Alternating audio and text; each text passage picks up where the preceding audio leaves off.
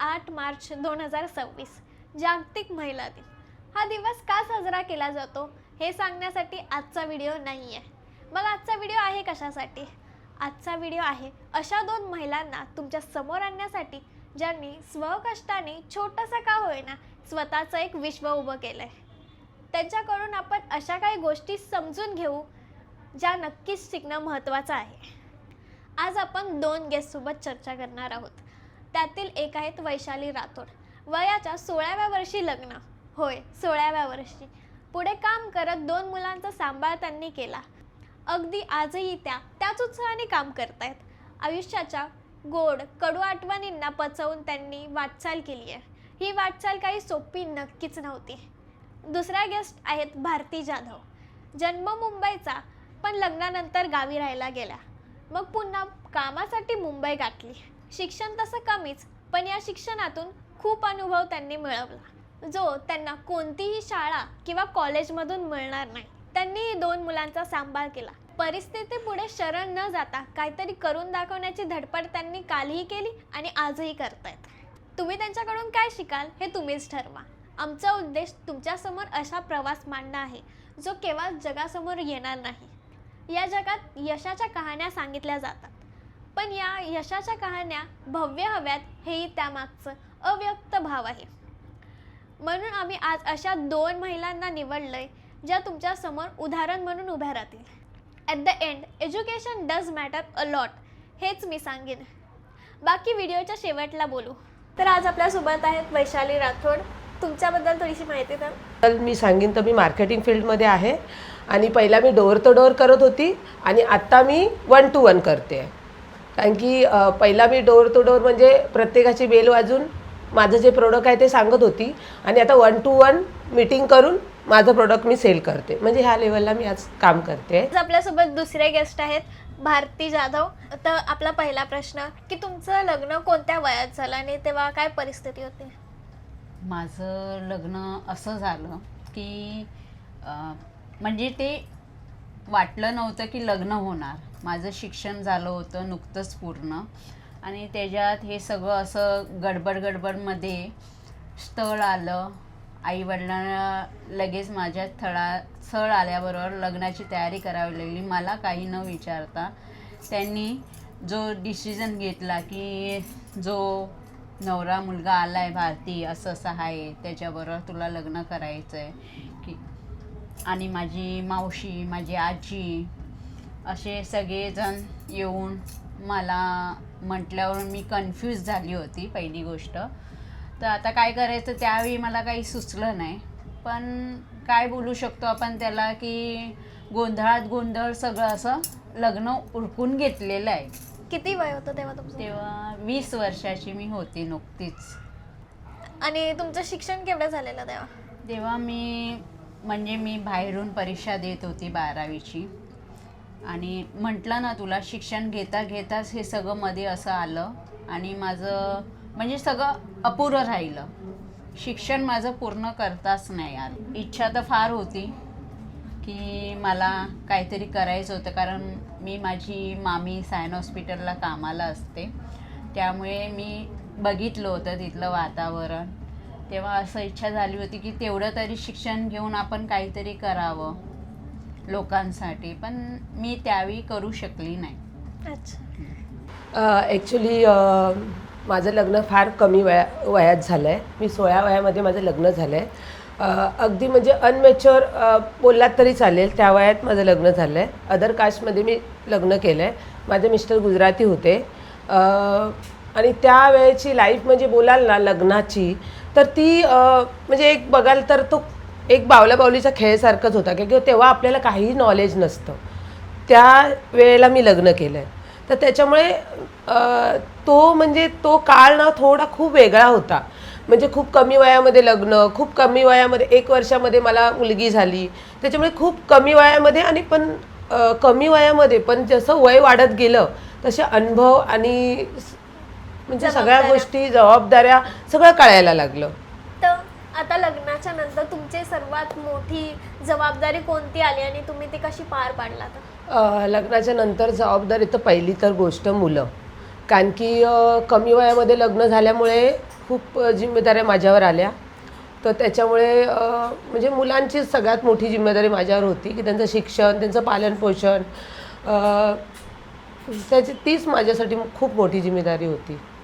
आणि सर्वात difficult part कोणता त्यात? सगळ्यात डिफिकल्ट पार्ट मी सांगीन तर माझे मिस्टर ऑफ झाले जेव्हा ते हॉस्पिटलला होते तेव्हा मी सेल करून हॉस्पिटल आणि मुलं जो काळ मी सांभाळत होतो ना, तो माझ्यासाठी खूप म्हणजे शब्दा पलीकडे आहे सांगणं. म्हणजे तो माझ्यासाठी काळ म्हणजे एकदम खूप खूप मोठा होता, अवघड होता. आणि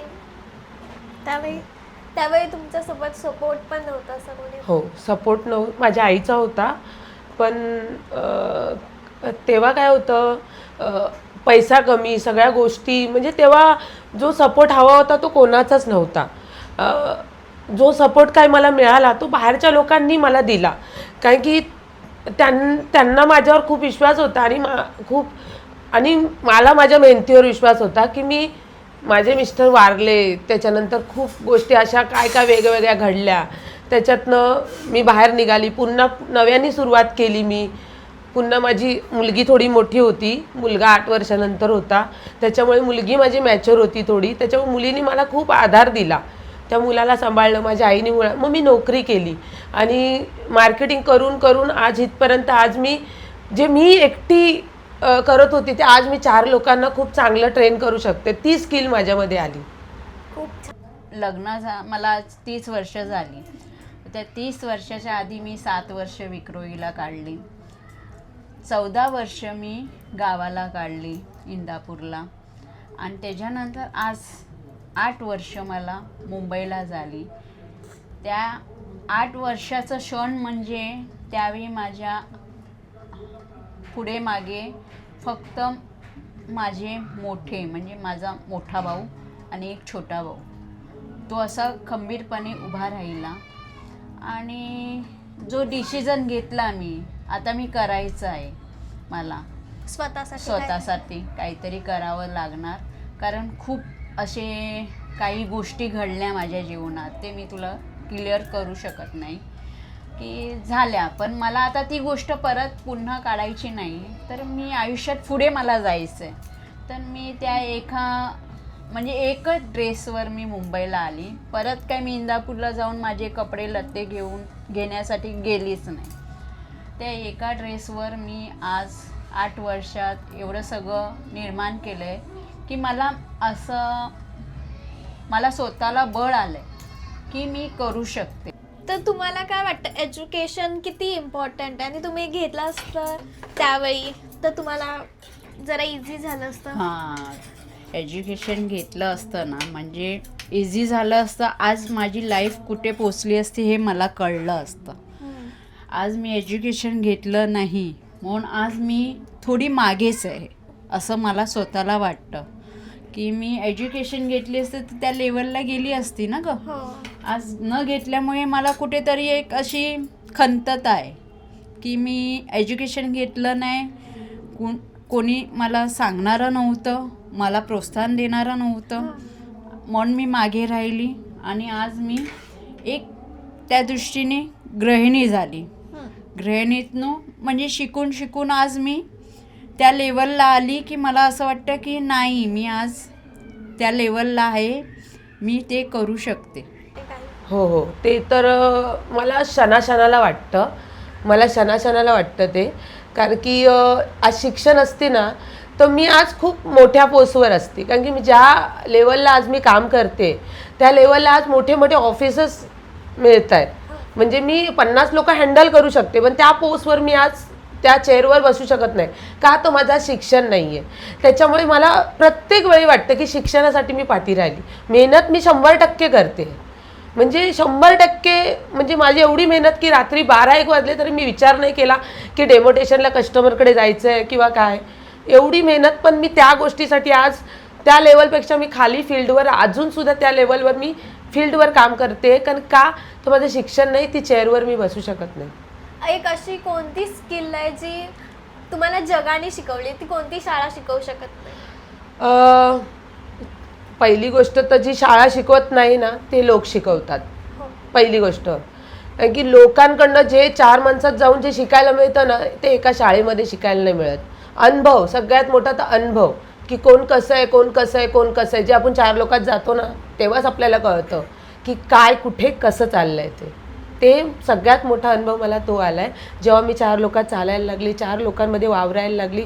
त्याच्यानंतर मला जो मोठे मोठे अनुभव आले ना ते माझ्यासाठी म्हणजे लाईफ टाईममध्ये ते मला गरजेचेच आहेत. बरोबर. ते जे लोक शिकवतात ते कोणी ते कोणी शिकू शकत कोणती नाही. शाळाच म्हणजे तू असं म्हणशील तर मी शिक्षणातनं तर हे हे ज्या गोष्टी मी केल्या त्या शिक्षणातनं कधीच शिकले नाही. मी इंदापूरला गेले, आमच्या शेजारी मंदिर आहे, त्या महाराजांकडनं भरपूर काही खाण्याच्या गोष्टी शिकल्या मी. परत इंदापूरला ना मी असं शेती केली, म्हणजे पूर्ण आमची जमीन खूप मोठी असल्याकारणाने आम्ही पावसात शेती करायचो. तेवढं ते रान काढावं लागायचं आणि ती शेती उगवते ना, जे कारलं म्हण, पडवळ म्हण, शिराळी म्हण, ते आम्ही असे ताज्या ताज्या खाल्ल्यात. तिथे राहून चांगलं पण खाल्लं आणि पेरायचं कसं, काय करायचं कसं ते शिकले.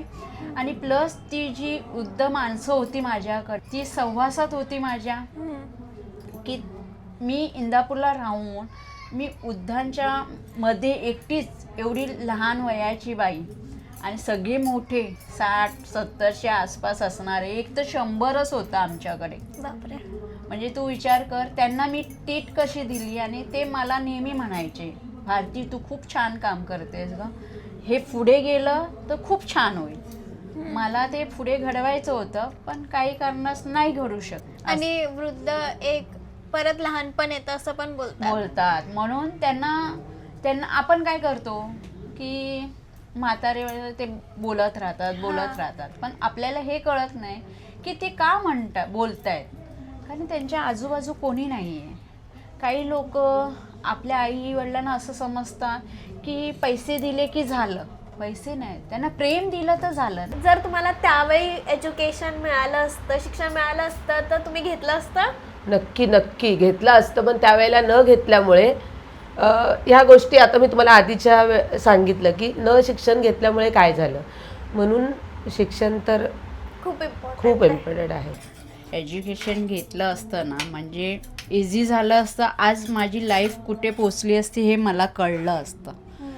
आज मी एज्युकेशन घेतलं नाही म्हणून आज मी थोडी मागेच आहे असं मला स्वतःला वाटतं. की मी एज्युकेशन घेतली असते तर त्या लेवलला गेली असती ना ग. आज न घेतल्यामुळे मला कुठेतरी एक अशी खंतता आहे की मी एज्युकेशन घेतलं नाही, कोणी मला सांगणारं नव्हतं, मला प्रोत्साहन देणारं नव्हतं, म्हणून मी मागे राहिली. आणि आज मी एक त्या दृष्टीने गृहिणी झाली. आतापर्यंत तुमच्या आयुष्यातला सर्वात आनंदाचा क्षण कोणता? आनंदाचा क्षण म्हणजे तुला मी सांगणार, मला म्हणजे स्वतःची अशी गाडी घ्यायची होती. माझ्या मोठ्या मुलाने माझी सक्सेस करून दाखवली गोष्ट की, आणि जी हवे होती तीच आमच्या घरात गाडी आली. म्हणजे मी देवगडला गणपती घेऊन जाते आणि त्यावेळी मला असं सगळ्यांकडे मागावं लागायचं की गाडी दे रे, असं देतोस का असं. पण तो क्षण आहे की मी त्या बाप्पाला घेतलं, गाडी आली आणि बाप्पाला घेतलं आणि मी गावी गेली. तो तो एक माझा आनंदाचा क्षण आहे. कॉंग्रॅच्युलेशन. दुसरं म्हणजे माझ्या छोट्या मुलाने मला गेल्या वर्षी एवढं सगळं फिरवलं, ते मला भरून आलं की माझ्या मुलाने माझ्यासाठी केलं. तर तिसरी म्हणजे आमचं यावर्षी म्हणजे माझ्या सगळं प्लॅन माझ्या छोट्या मुलाने केलं की जायचं आहे मम्मी तुला, तुझी इच्छा आहे ना. हां म्हटलं मला जायचं आहे.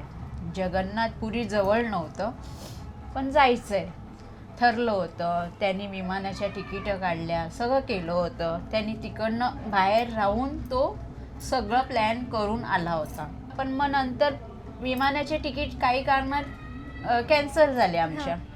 तर आता जायचं कसं, तर 4 व्हीलर होती घेतली. म्हणून आज आम्ही ओडिसामध्ये सगळे ताज्जुब आहेत की आम्ही ओडिसाला गाडी घेऊन गेलो. कारण माझ्या कामावरचे पण म्हणतात, दीदी बाप रे आप ओडिसा गाडी लेके गए की आपका बेटे को काँग्रेस, की तुझे मुलांनी तुला 4 धाम दाखवून आलं. तर माझ्या निमित्ताने मला असं वाटलं की माझी मुलं माझ्यासाठी एवढं करताय, तर मी माझ्या आईसाठी थोडा हां करणं भाग आहे. मग मी माझ्या आईला कन्वर्ट केलं की माझी मुलं कुठे नेत आहेत, तू चल माझ्याबरोबर. आज वडील असते तर वडिलांनाही मी घेऊन गेली असती.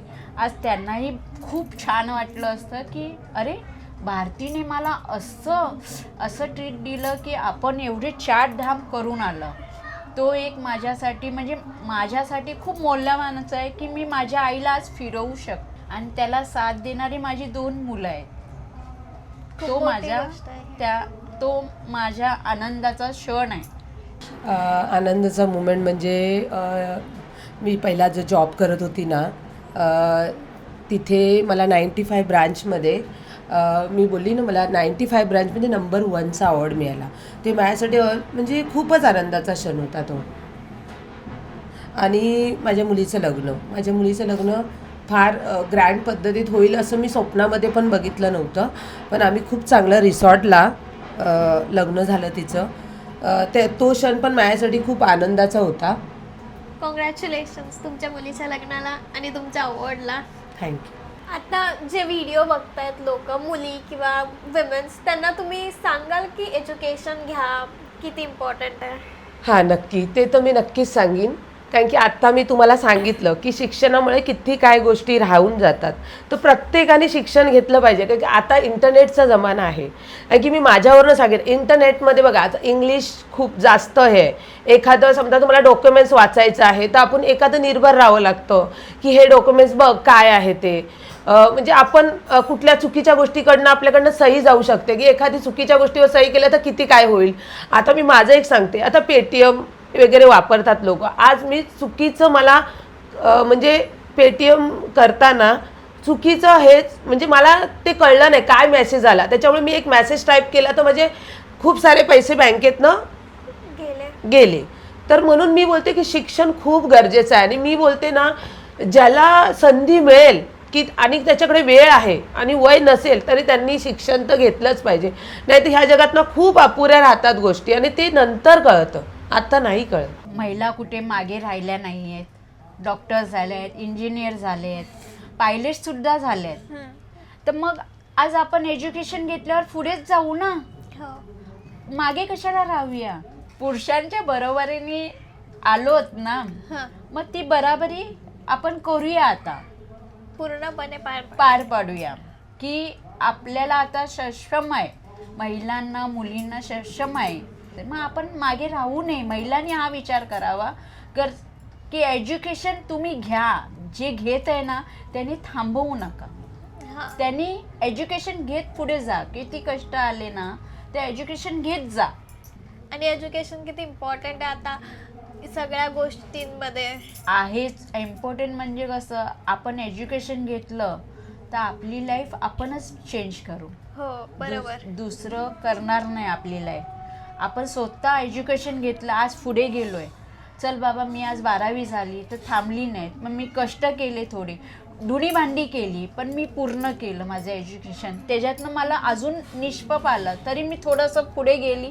मला कष्ट करायला लागले, केले आणि मी पुढे गेली. पण एज्युकेशन घेऊन महिलांनी पुढे जाऊन आपलं कर्तबगारी दाखवावी. हो बरोबर. लोकांना आपली कर्तबगारी दाखवा की आपण करू शकतो. आपण जसं लहान बाळ जन्माला घालू शकतो, ते एज्युकेशन पूर्ण केलं तरी आपण ते पार पाडू शकतो. बरोबर, एकदम बरोबर. आता एक असं कोणतं स्वप्न आहे तुमच्या मनात की तुम्हाला ते करायचं आहे पण कामाच्या अडचणीमुळे किंवा रोजच्या जीवनामुळे ते नाही होत आहे, तुम्ही साईडला ठेवलं आहे? नाही, मी माझं स्वप्न तर आहे, ते मी तुला सांगू शकत नाही. कामानिमित्ताने काही होईना, पण जे ते स्वप्न आहे ते पूर्ण झाल्याशिवाय मी बोलू शकत नाही. ते अजूनही थोडं असं अडकलं आहे. ते पार झालं की मला असं वाटतं की मी 4 माणसात बोलू शकते. मग मला नक्की फोन करून सांगा की ते झालं. कारण का आता बोललं तर काय होणार की बाबा बघ मी त्या ह्याच्यात पोचली आहे, पण थोडासा अजून आहे. म्हणजे मला थोडं म्हणजे मी ते बोलू शकत नाही की ते 4 लोक ऐकणार की अरे भारतीचे हे स्वप्न होते. आता आपला व्हिडिओ तर सगळे बघतीलच, मग त्याच्यात ते स्वप्न माझे येणारच. पण ते मला आता दाखवायचे, जेव्हा करणार तेव्हा मी बोलणार की तेव्हा बाबा आम्हाला नक्की सांगा. हा. आमचे व्ह्युअर्स पण आता हा curious झाले. नक्की नक्की मी त्यावेळी फोन करणार तुला आणि म्हणणार की तू ये माझ्या इंटरव्ह्यूला, की या 2 महिन्यात मी ते स्वप्न पूर्ण केले का 3 महिन्यात मी पूर्ण केले. मला जे हवं होतं ते मी पूर्ण केलं आणि दाखवलं की नाही आता इथे मी पूर्ण झाली आहे, सक्षम झाली आहे पूर्णपणे. तर मी तुला फोन नक्की करणार, पण थोडंसं आता मी ते माझे स्वप्न सांगू शकत नाही.